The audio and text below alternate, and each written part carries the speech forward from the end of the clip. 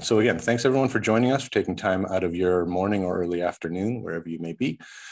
Today, we're going to give a comprehensive overview of the CARMACKS Copper, Gold, Silver project in Yukon, highlighted by our recent updated resource estimate that we announced on March 15th. Couple of quick things. Again, the Q&A button at the bottom of your screen. We'll be doing a live session there. So if you submit your questions, I will moderate those for Tim and Jake, our lead project geologist on the CARMACKS project, and we can go through that. So we'll just jump right in. Granite Creek Copper is a member of the Metallic group of companies, which consists of three leading exploration stage companies: Metallic Minerals, Group 10 Metals, and Granite Creek. Metallic Minerals being focused on high-grade silver in Yukon, and our newest acquisition in Colorado, the La Plata Copper, Silver, Gold project, which we are currently working on an inaugural resource estimate on. Group 10 Metals, of course, focused on critical minerals, namely nickel, PGEs, copper, cobalt, gold in the high-grade Stillwater district of Montana, and Granite Creek, our copper company in Yukon, focused on the CARMACKS project, with lots of exciting news just released and pending. So we'll bring in Tim and Jake. Gentlemen, good morning. Thank you, Chris. Hi, Chris. For those of you who don't know Jake, maybe just quickly introduce yourself. Hi, yeah, I'm a project geologist. I'm working for True Point Exploration. I've been working in porphyry copper gold systems for close to a decade. And yeah, I'm pretty new to the CARMACKS property, been on it for about a year now. And in that year, some really great results. So solid team. Tim, maybe I'll just turn things over to you and you can take everyone through the update. Great, thank you very much, Chris. So first thing I want to do is really thank Jake, our project manager, Debbie, who's not here today, and the rest of the team at CARMACKS. I mean, at one point this year, we had over 30 personnel on site, from drillers to caterers, and you know, people just moving boxes of rock around. And it takes a real effort to get where we are today. And again, a huge thanks to those people. They've done a wonderful job, and it's allowed us to really grow the resources at CARMACKS. And we think we're on a very good path to taking this through a preliminary economic assessment that we just started working on, and ultimately to feasibility. So let's have a look at the presentation, and we'll go through, and we'll probably stop at a few slides and talk about them. As you can see on the cover slide, this is our brand new presentation. We're just launching this today. Really focusing on the green metals in copper, and that the copper is a huge usage is in the greening of the energy sector. So very good sector to be in. Forward-looking statement available on the website. I encourage everybody to look at it. It's riveting. And as Chris mentioned, we are a member of the Metallic group. We are the third entrant into the Metallic group. We launched Granite Creek in January of 2019, and in January we acquired roughly 2/3 of our current land position, which then was called the Stu project. We've since renamed that CARMACKS North, and then in November of 2020 we acquired the CARMACKS deposit itself. And then last year in 2021 we launched an aggressive campaign to grow the resources at the CARMACKS deposit, and we were quite successful in doing so. So this is what we're here to talk about today. This is the resource update.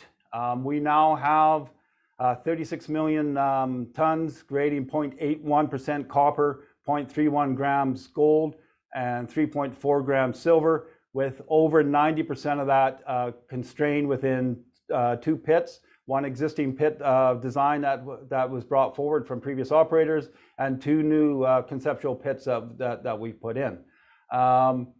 And then the near-term catalysts that are upcoming is the updated PEA. Now that we've got this resource updated, we are launching an updated PEA, and of course we will be evaluating further optimization of the mine plan, including the processing of the sulfide material. And once we have them finalized, we'll be discussing the 2022 exploration plans. But while we're here on talking about the resource, Jake, I want to just discuss briefly the change, because it had been previously well known as an oxide play all the way back to, I think, the 1970s. But now we're seeing roughly equal oxide and sulfide, and I think that's made a significant difference to the project. What are your thoughts on that? Yeah, that's right, Tim. Previously, in the 2016 PEA, the concept was an 11.5 million ton deposit, which was oxide centric, that had 213 million pounds of contained copper that would have been extracted over a 7-year life of mine. We knew that there was sulfide below that, and basically that's what we did, is we chased that sulfide to actually see what that looks like and how big it is, really. Right. Yeah, I think that's made a significant difference to the project. Yeah. So for those of you who aren't familiar with the project, we'll talk a little bit about infrastructure. So when people here were in the central Yukon, they assume that it's a fairly remote setting. A lot of people, especially some of our European investors who don't really understand the Yukon that well, and they assume that it's a fly-in project, but that couldn't be further from the truth. We are a road access project. We're roughly 30 kilometers on an all-season road maintained by the Yukon government to paved highway. And once you get to that paved highway, you go down through the village of CARMACKS, which is the closest village to our project, to the capital of Whitehorse, and ultimately to the deepwater port at Skagway, Alaska, where there's offtake facilities. In fact, the MINTO mine, copper mine currently in operation, ships their concentrate through Skagway. And then we're within 12 kilometers, as the crow flies, of hydroelectric grid power. So it's on the Yukon grid. It's green energy produced by a hydro dam. So that there's a lot of good positives, and for the infrastructure for the project, everything's in place to build a new mine. So one of the questions we get asked is a little bit about the land position. So this slide here highlights the CARMACKS deposit in relationship to multiple zones that we feel have potential to further expand resources. Now, other than the CARMACKS deposit, there's been very little work done on some of these zones. There hasn't been any significant work done on some of them since the 1980s, but we feel there's a lot of blue sky there. And so let's talk about that. So other than the two zones, I think Zone D and Bonanza King, all the rest of them are a similar tenure to what we're seeing at the CARMACKS deposit, more or less?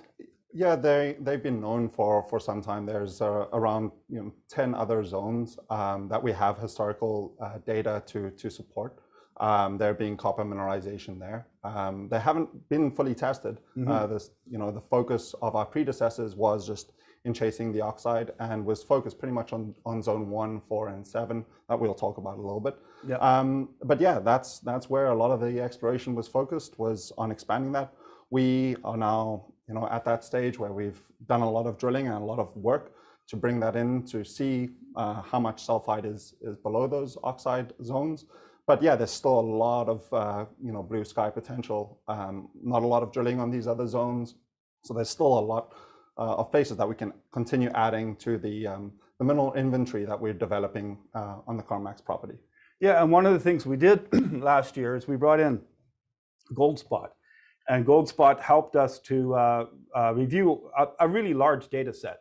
And for those who don't know, Goldspot is an artificial intelligence company. They specialize in parsing large data sets using artificial intelligence to develop targeting and review those large data. And they actually confirmed some of the zones, and they've actually presented some new areas that we should be looking on the property as well. Exactly, and that's really exciting for us. They solidify that some of these zones aren't just arbitrary, someone drawing a circle on a map, that they actually do exist. And yeah, they teased out some new areas that we should be looking at, and I think this year we're planning to kind of go out and do some blue sky work on those zones. But yeah, all the zones kind of vary from conceptual geophysical targets that were developed last year with our IP survey through to things that are more drill ready. I think So yeah, there's a wide range within that exploration pipeline to add to this this mineral inventory. Great. Continue on. So there is our resource. Like I said, the majority of the resource, over 90%, is pit constrained in 3 conceptual pits. There is a small portion, just about 2.5 million tons that report below the pit. That cutoff for that below the pit material was of a higher grade. I think this would be the below pit stuff would be the starter of potentially an underground scenario, but we'd have to find a lot more resources to make sense. But in the pit constraint, we have quite a bit of resources both in sulfide and oxide now, and we look forward to inputting those into the PEA and just seeing how the economics pan out. Now this emphasizes growth in the amount of copper in the measured and indicated category, over 43%. So we're pretty pleased with our exploration program in 2021 and a little bit of drilling in 2020 to be able to do this. So here are the conceptual pits. So there was multiple zones on the project, zones 1, 4, and 7. We've labeled that the 147 pit, zone 2000 south, the 2000 pit, and then zones 12 and 13, the 1213 pit. And you can see the amount of contained metal in this. We've got a little video that we're going to play after we've gone through this that'll highlight this even more. But one of the things I wanted to point out at this stage, you can see there's more oxide in the pits in the 147, and as we move south into 12 and 13, the oxide drops off and the sulfide increases. And we'll get more to that when we get to the video, because there's some drill holes you can see that help explain it a little bit more. Here's some of the highlights of the 2021 drilling campaign. One of the best ones was hole 11, where we hit 105 meters of 0.96 or 1.18 copper equivalent. And we'll just go back to us for a sec here, Rob. And that hole 11, it really changed our understanding of that zone, that 2000 South zone, didn't it? Yep, it sure did. 2000 South, the history behind it was a geophysical anomaly. It was identified in an IP survey.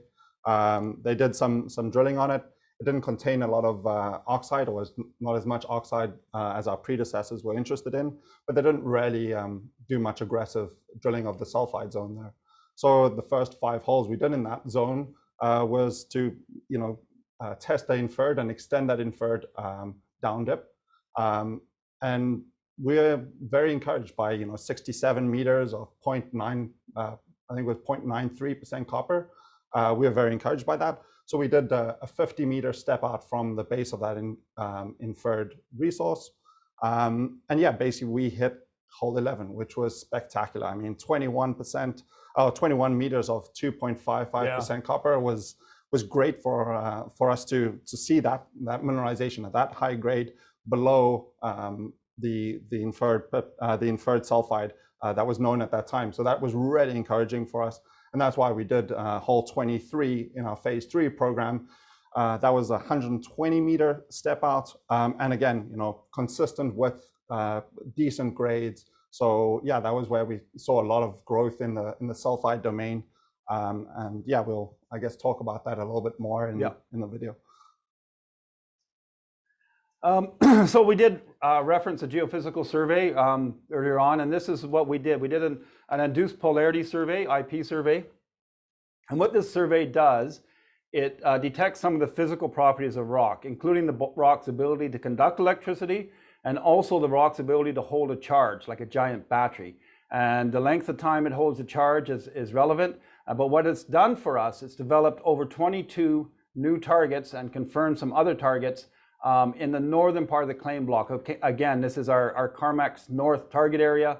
We did some drilling in this area. We did 3 holes in 2020, as you can see on the screen there. But really, this deep penetrating IP survey has really given us a better understanding of the orientation of the mineralization, and again, developed over 20 new targets that we're keen to follow up on. And as we said at the beginning, the big thing on the horizon for the company is updating that PEA. So we're taking the 2017 PEA, We're using a lot of the engineering that was developed in there because we don't think at this point that we need to change the proposed mill size. All the engineering for the 147 pit is going to stay the same. We've added 2 pits to that. And one of the things we're now contemplating is whether we will be proposing to start mining oxide first or start mining sulfide first. So that's one of the questions that the PEA is going to work out for us. So what we're looking to do in the PEA is we're going to confirm sulfide and oxide processing. We'll be doing further optimization on all 3 pits. We're going to, again, look at the sequence of what gets processed first. We'll confirm that the work done in the 2017, that the access route and the power is still relevant to the project. We're going to confirm the throughput. We're going to probably stay at 5,000 tons a day, but we'll take a look at maybe it makes sense to increase that slightly. And then, of course, in that updated PEA, we'll be updating the metal prices, and it will have the updated economics as of this year. I should, before we get to the video, we'll mention the Minto mine. Of course, everybody knows it's in production right now. They went public this year. My understanding is last year, they did not get to nameplate capacity. They were running around 3,000 tons.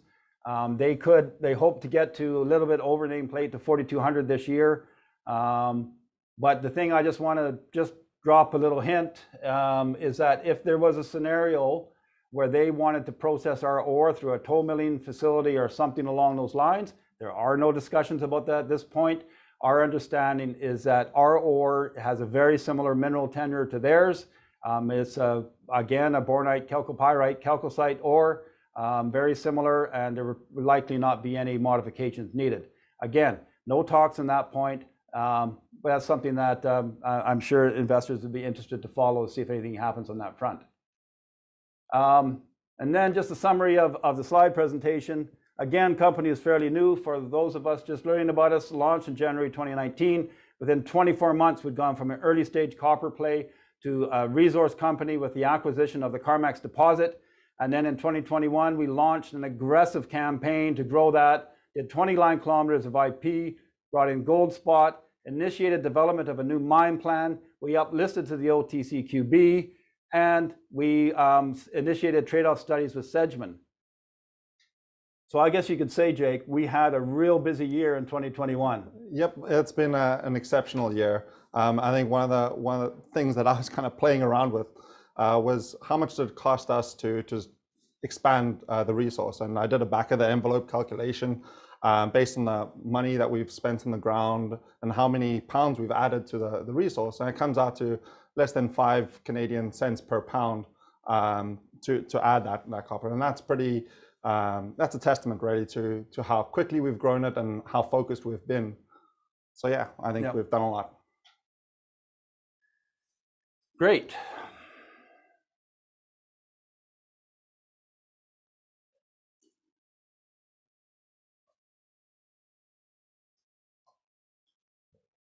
So we can stop there. What I want to point out with where we are in the video is the little orange dots in the bottom there, those are the pits. And you can see the claim boundary in relation. And what you notice is that there is a lot of areas still to look at, underexplored areas. And if you remember the slide that we showed earlier with all the additional zones that we hope to be able to grow those resources.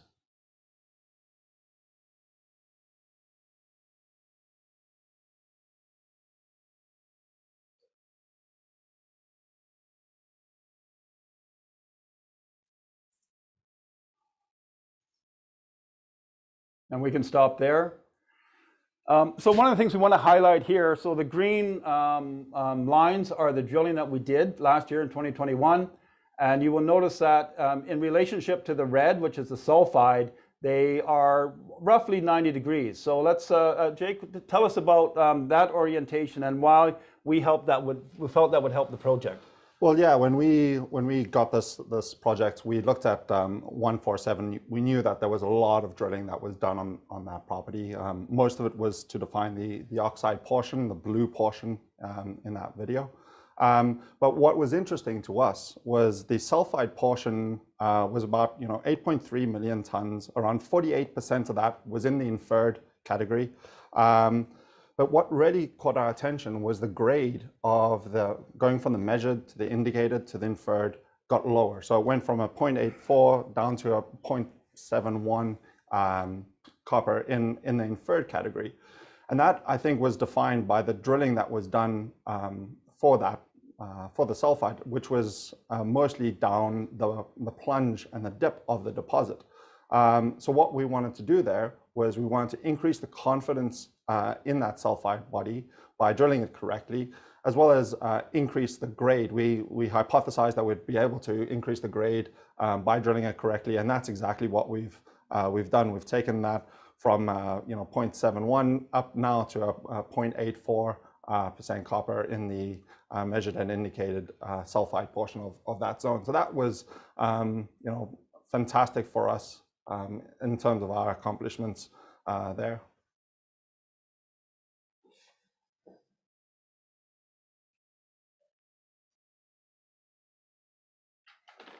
Right, so now we've moved to the 2000 South proposed pit. And again, you can see the drilling that we did in here. And this is where that hole 11 that we talked about earlier is. And one of the things you should notice already, the amount of oxide versus sulfide has started to change. So it's mostly oxide in the pit constrained in the 147. And now as we move, we see that the sulfide is starting to gain dominance. And the grade is actually not too bad. What else can you tell us, Jake, about 2000 South? Yeah, 2000 South was a surprise to us at the start of the season, and we are very encouraged to continue drilling that. I think we did a lot of work there and expanded it significantly. Yeah, the amount of oxide as you step further south, it thins a little bit, and we'll get to zone 12 in a second. But yeah, in 2000 South, it's around, what you're looking at there is around 109 million pounds of contained copper that's constrained in a pit. What's also really important for, I think, people to understand is this was never previously pit constrained. Neither this zone nor 12 and 13 were pit constrained. All the previous work was just on the oxide portion of zone 147. And so yeah, we've done a lot of work there.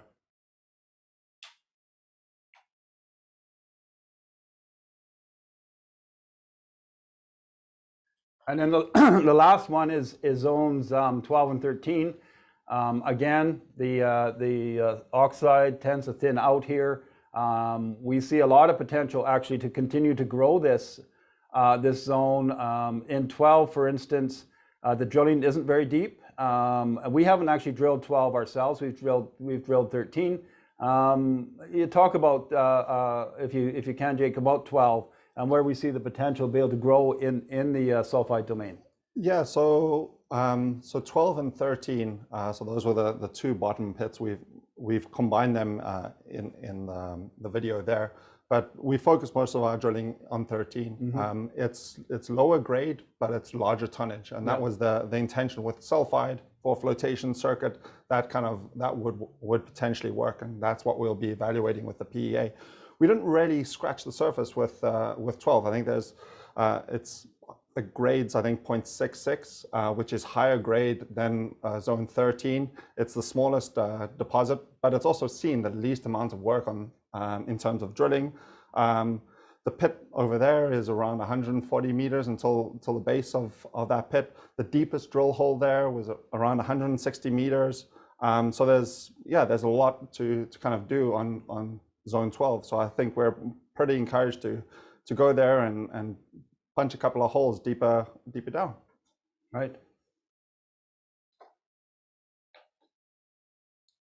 And then in summary, when we look at the resources combined, the oxide is now about 326 million pounds of copper, sulfide around 300 in the M&I categories, but there's roughly an additional 38 million pounds of copper in an inferred category, making both the oxide and sulfide roughly equal. And that is going to be an interesting portion of the PEA to see how the economics pan out for those two ore types.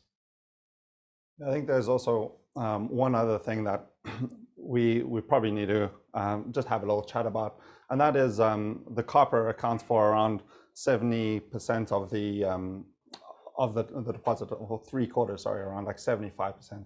And so we have been doing copper equivalent calculations. Those will probably be updated with the new parameters that we're using for this resource.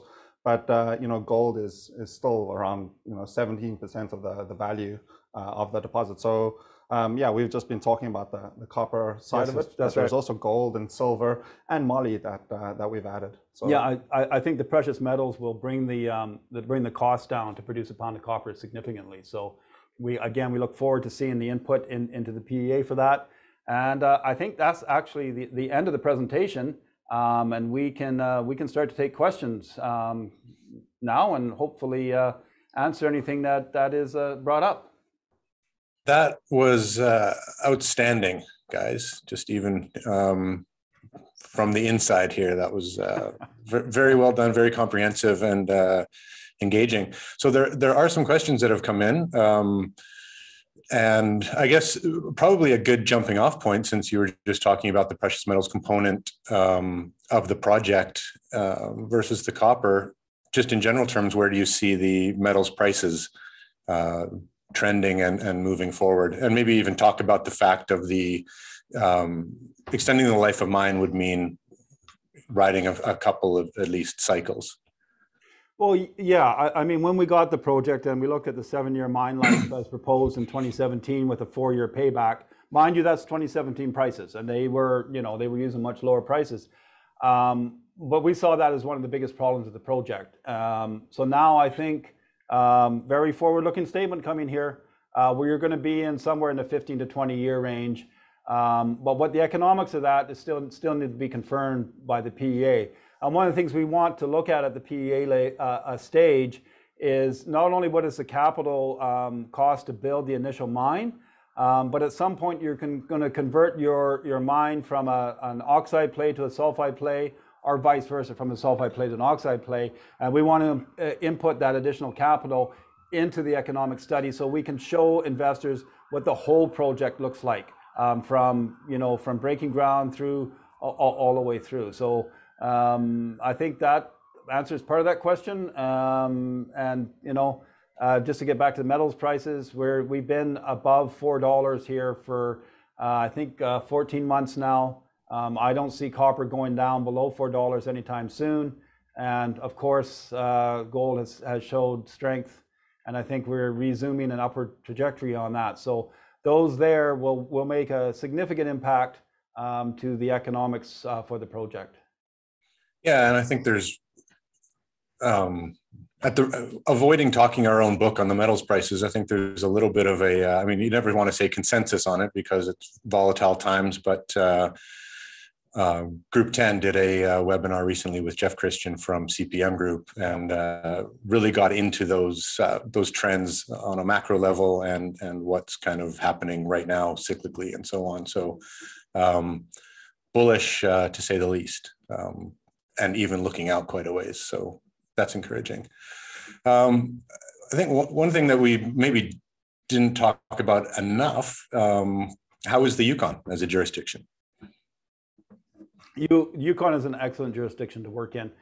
I mean, continuing support from the Yukon government. I think, a large part of the GDP of the Yukon comes from mining. So, whatever government's in power, they recognize the value of the industry, and they're quick to lend a helping hand where they can, and we get it that they're government and we're industry, but a very good relationship with the Yukon government, very good relationship with local communities and First Nations in the Yukon, and we look forward to continuing to build on that and provide more economic activity in a responsible way as we develop the CARMACKS project. Yeah, there was kind of a part 2 of that you touched on, the First Nations and community relations. I guess just shoring that up. We'll all be in Yukon in June for the annual property tours. And that's just an excellent opportunity to shore up those relationships, see people we haven't seen in a long time, shake hands with them in person in Dawson City and at site. So looking forward to that. Just rounding out the Yukon though, I keep saying the Yukon, rounding out Yukon. There are actually 3 operating mines now. So you have, of course, Alexco operating in the Keno district. You have Victoria operating their gold project. And then, of course, the Minto mine. And just saw the news this morning that the coffee project, formerly CARMACK and now Newmont, has cleared through some of the hurdles and is moving forward. So looks like there will be 4, and Western Copper being well advanced in the permitting process as well. It's definitely a busy area, and it's yeah, lots of people working. Yeah, maybe. So Jake, there's a couple of now project and or corporate. So one of the questions is, what, looking 6 and 12 months out, what does the company envision? And we'll just snap on to that. How much drilling are we expecting in 2022? Well, I can start with the 6 month is we expect within a 6-month period, maybe even a little shorter than that, to have an updated preliminary economic assessment. Why we think we can deliver it that quickly, because that would be quick, is because we're building off an existing one, and we did a lot of work last year in some metallurgical work and looking at various trade-offs. So we think we have a lot of it in hand, and we move forward. And now the question is, how much drilling would we like to do in a perfect world? And really, a combination of some of the satellite targets and continuing to expand resource at what we know. Yeah, well, I think that's the one of the things that we need to have a bit of a deeper look at. We're trying to get towards a billion pounds and over a billion pounds of contained copper. We're on the way to getting there, but we're not quite done. There are a number of zones around the conceptual open pits that we can see being high priority drill targets and really easy to add to that mineral inventory. And then, yeah, there's those satellite targets that need a bit more boots on the ground, a little bit more work, and a few holes being punched in here and there just to see if they meet the criteria to be added to a mineral inventory. So there's a lot of open opportunity to do more drilling. Yeah. I guess it's up to you, Tim, to get the money to do it. Yeah. There's a good jumping off point from there. Speaking of the 2022 drilling, plans moving forward from there, would it be then a further update to a resource to build that out, obviously what Jake just mentioned, and then another updated economic study? Yeah, at some point we're going to have to make the decision about whether we just keep updating PEAs or we go to feasibility. We'll know a lot once we've completed this current PEA. We'll confirm one of the big things that we need to confirm is the throughput. Do we stay with a 5,000 ton per day operation, which it's about 1.8 million tons a year. So viewers know how much resources we have, and you can sort of figure that one out for yourself. But the question is, if we get much bigger as far as a resource, does it make sense to address that throughput issue and maybe go to a 7,500 ton per day or something like that? So that's one of the things that the company will be looking at as we advance. Another 10, 15 million tons, if we were able to see that, not necessarily drill it off, but see it that we had the room to get there geologically on any of the other known zones, then that question would come closer into view. Okay, there's a 2-part question. I'll start with if you just want to talk a little bit about the infrastructure in and around the area. Yeah, so like we referenced in the beginning, it's there's paved highway that goes up through the center of the Yukon, past the village of CARMACKS, and then you exit off that paved highway onto an all-weather road maintained by the Yukon government. About 30 kilometers down that road, you go into our project. And then it's road access right into the middle of the project. And there is historical drill trails throughout the majority of the project. Some of them do need a bit of upgrading. And we've been doing that work over the past couple of years since we've been on the project. And then from power, the center of the project is roughly 12 kilometers as the crow flies from grid power. So there's 2 options. You can come across the Yukon River with that power, or you can come down that all-weather road that I mentioned for a 30-kilometer transmission line. Now, just down the road from us a little bit past our project is the casino project owned by Western Copper and Gold. They're working very hard to develop that with some assistance from Rio Tinto with a $26 million investment last year. And that road that I referenced is currently being upgraded by the Yukon government with assistance from the federal government. So our infrastructure that we need to build our mine to access the project is being built out for us by other parties, and that's going to have a positive effect on the project.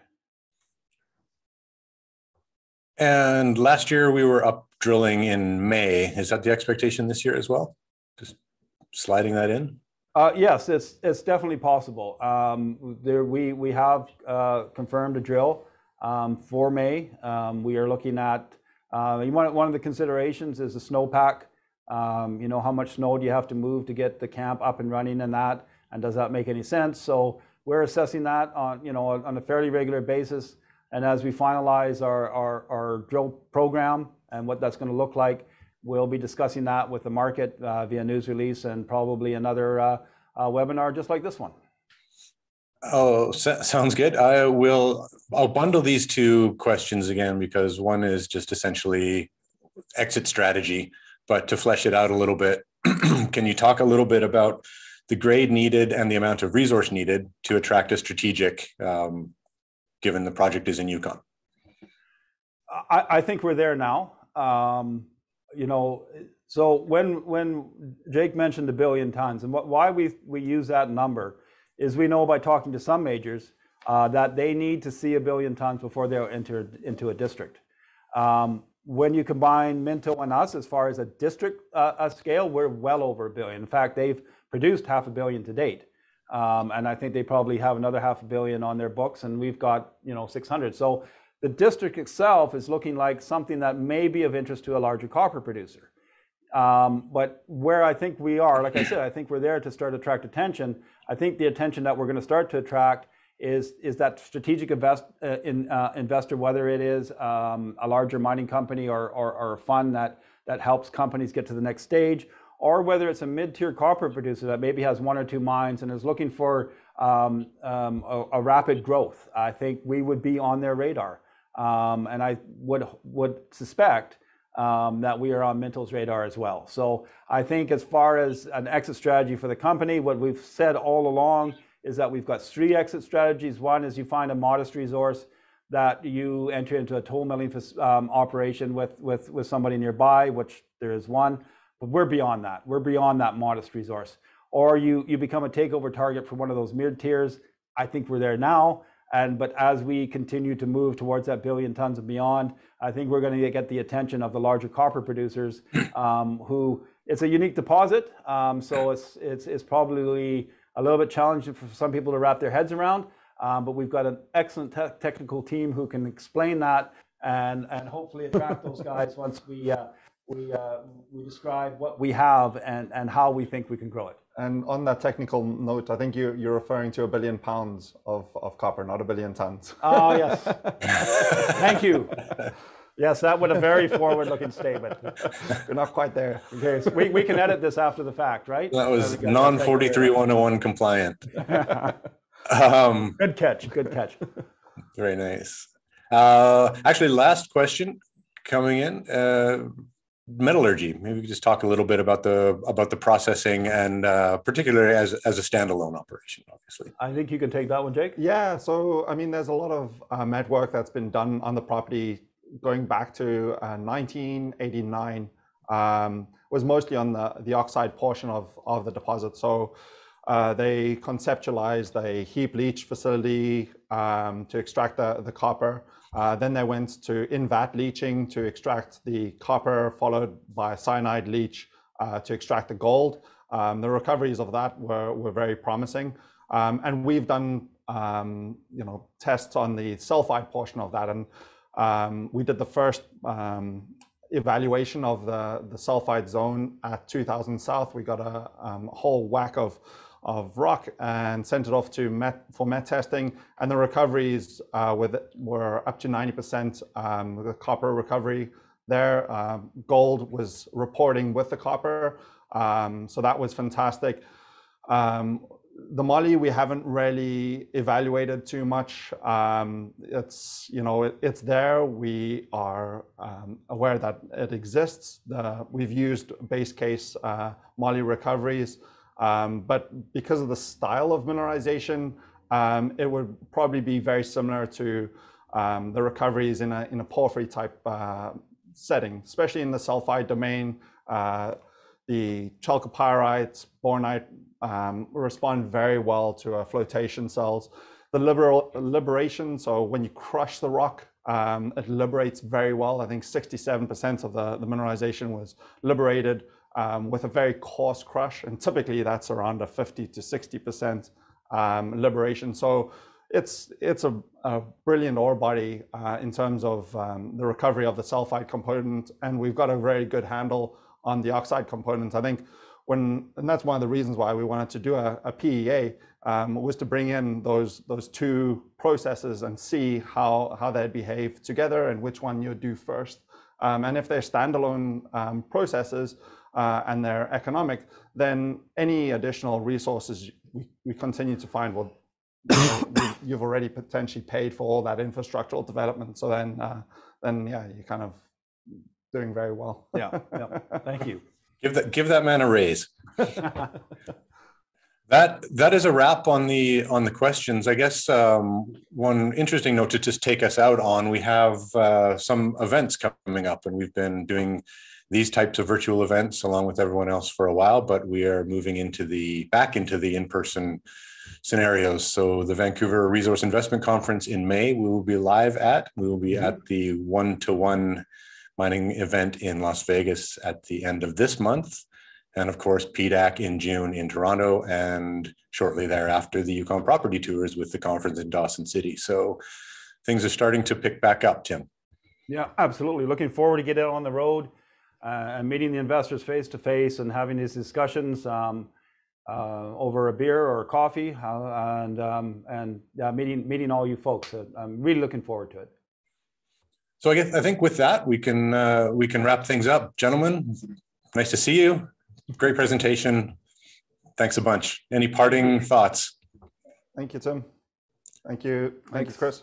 Okay. Thanks everyone for joining us. This will be recorded and we will be posting it on social media and sending it around to our email list. So watch for that and pass it on. Reach out to us with any questions or comments anytime. And we look forward to talking more. Thanks, guys.